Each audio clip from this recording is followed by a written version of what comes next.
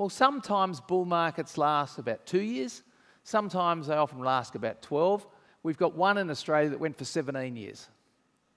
So, the difference between 2 and 17 basically says there's no timing value whatsoever. So bull markets don't die of old age. The second one is, what are the factors that seem to contribute? Rising interest rates for the whole year up to the top of the market seems to be a factor most of the time, but not all the time. Which is I was really surprised by, because it says it's a bit of a leading indicator. It's quite a leading indicator. The only trouble is, quite often you get rising interest rates for a year without a bear market, and sometimes you get bear markets without the rising interest rates. But it's certainly something to be concerned about. Shocks, also as Chris found, definitely a concern.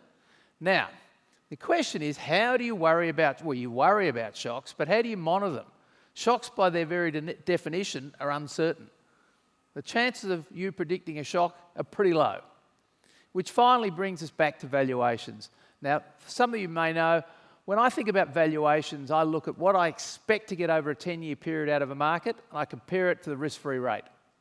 If I'm getting more than the risk-free rate, I'll have it either fully priced. If I'm getting 2.5% more, I'll say that's fair value. If I'm getting 5% more, I'll say it's cheap. So for an example, in Australia, in the 80s, what could you get off bonds? Do you remember you get 16% on a government bond? Well, there was a time when Aussie equities looked like 12. I had that as expensive because it's less than bonds. Today, what are we getting on bonds? 1. You don't need much out of your equities to say, actually, they're fair value, cheap, or even fully priced.